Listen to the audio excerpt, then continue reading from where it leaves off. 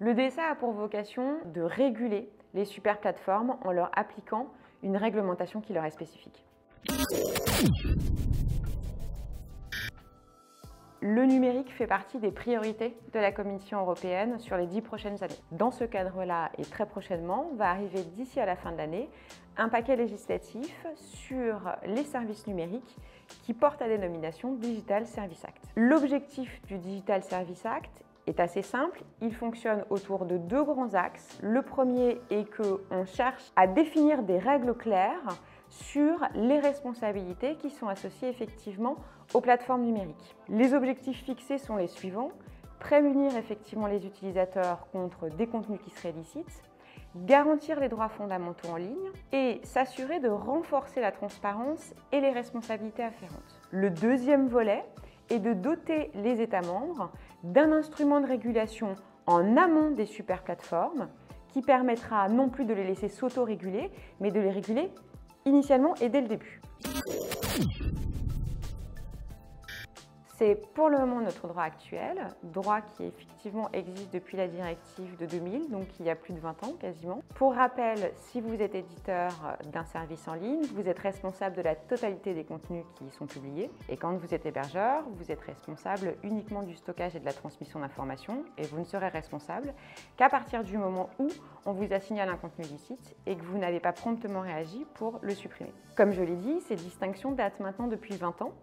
Elle était en adéquation avec l'Internet tel qu'il existait il y a 20 ans. Elle devient au fur et à mesure maintenant, avec l'évolution technologique, de moins en moins pertinente ou en tout cas efficiente. Pourquoi ?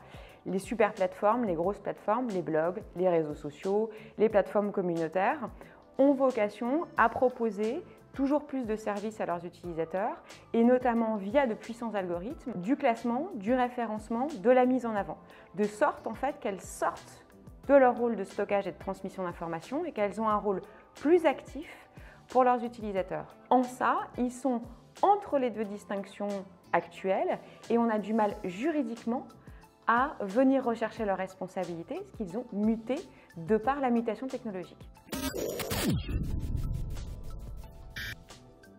C'est très difficile car elles ne disposent pas des mêmes moyens de concurrence en fait que les super plateformes qui, de par leur position dominante sur le marché, leur avancée technologique, ont effectivement une avance qui est irrattrapable pour les petites plateformes. À titre d'exemple, c'est très difficile actuellement de maintenir une activité économique quand on est une petite entreprise et une petite plateforme sans passer par Amazon pour distribuer, pour exister sur Internet.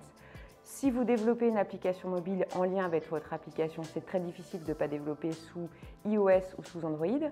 Et c'est très difficile de ne pas faire appel à Google ou à Facebook pour faire de la publicité en ligne.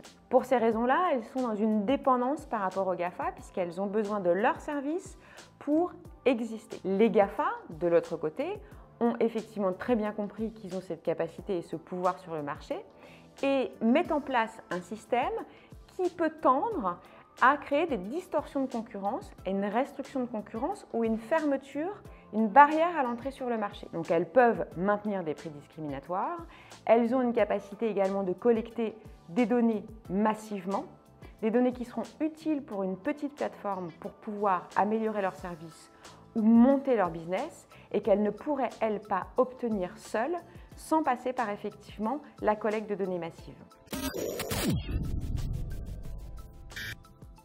Le DSA a pour vocation de permettre de disposer d'un univers législatif, réglementaire qui soit harmonisé au niveau de la totalité des États membres. L'idée du DSA et son objectif est en réalité de permettre de réguler les plateformes en leur appliquant des dispositions qui soient spécifiques pour les super plateformes.